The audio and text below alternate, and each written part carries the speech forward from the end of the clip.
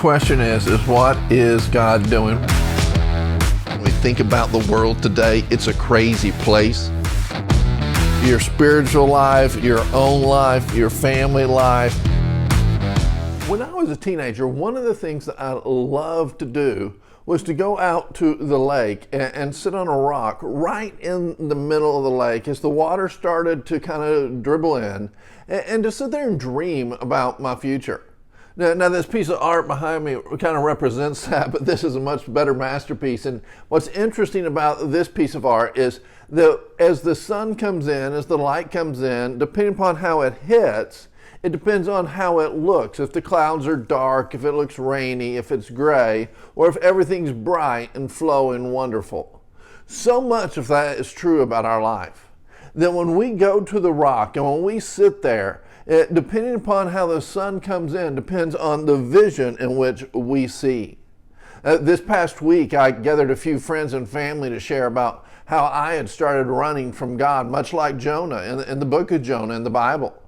And as Jonah began to run from God, he found himself in the belly of the whale, the belly of the beast. And the Bible says that without vision, people will perish. And what that means is without a dream, people have no path to run along.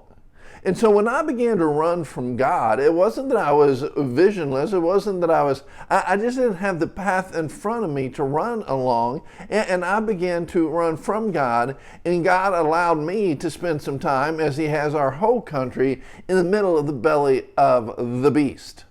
Now here's the interesting thing about that. What happens and how we get there is when we choose to stop looking at the sun, to stop looking at the brightness, to start looking at the waves coming in that represent fun and adventure, and to look at burden versus the blessing of God. This past year, there's no doubt that we've been hit by things that we never thought could ever happen. But in that, many of us as believers, we started looking at the burden of that, of living in a fallen world, that we expect those things more than the blessings of God. Another simple way to say is that we looked at our problems and we feared our problems more than we feared the promises of God and what God can do in the midst of even in those problems. I was one of them. I began to run. With that, one of the things that happened when I was sitting out on that rock and through a series of processes is I would begin to receive my call, which would become our call from God for ministry, to lead a local church. And over the past 2.5 years, because of things that happened to me, I ran from that. And several weeks ago, when I was at lunch with a friend, he ended the lunch by asking the question, when are you just going to go do what you know what you're supposed to do? And from there on out, the waves began to come in and everybody began to ask, when are you going to stop running from God? Without a dream, you don't have a path. I didn't have a path, and so finally I said, I'm going to stop running. I'm going to stop running and I'm going to resubmit myself. I'm going to surrender myself to what I know is the call of God. And I'm going to surrender myself to not knowing what it's going to look like and feel like and be like, to leading a local church again and leading the family of God, because it's a thing I love. One of the things that shaped my life in those early years is one of my heroes, Pastor Clark Whitten, came to our church when I was a teenager. And I'll never forget, he ended his intro by holding out his two hands and saying, I can promise you this, that whatever these two hands touch will prosper, meaning move forward and see great success, because we will do things with the integrity and the authority of God. I'm going to stop running, and I want to encourage you to stop running, whatever you're running from, and to look at the blessings and not the burden, to look at the promises and not the problems. And as I begin to speak on Jonah in the coming videos, I want you to remember that Jonah's prayer is in the middle of the belly of the beast. He said, I will sacrifice myself with a voice of thanksgiving.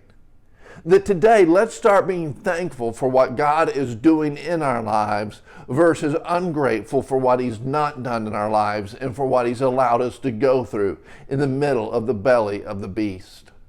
So I want to share with you that Robin and I are going to be starting a legacy family, and as we do that, we are so excited, and we want you to come along for the ride. If you're planted in another church, we honor that, and we always celebrate that. And so we don't want to mess with that. But at the same time, you have friends that aren't planted. We know that by just kind of studying around Oklahoma City right now, that after the pandemic, 60 to 80% of people are lightly engaged. In other words, they're saying we're looking for something new. And there's never been a better time for us to see God sweep through our city and do something by grace like He's never done before. Now, it's going to be simple. We're going to honor God, we're going to build healthy relationships, and we're going to have a blast. We're going to focus on the vision being you and helping you disciple into living into your God-given potential and dreams.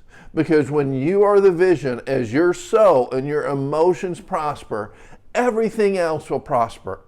So we want to invite you along for this ride. We want to invite you to go to legacyfamilygroup.com and hit the church button and send us an email.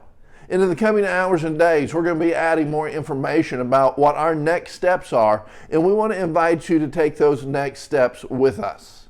And in that, we want you to know it's going to be the ride of a lifetime. And I want to ask you this question. What have you been running from? What is the burden you're focusing on versus the blessing of God? What is the problem versus the promise? And how do you need to give a voice of thanksgiving to God today? Come along with us for this journey and know that you serve a God that can do anything. And just like me, as you surrender yourself and stop running, whatever your hands will touch, as you do it with integrity and authority, it will be blessed by God. Welcome to Legacy Family.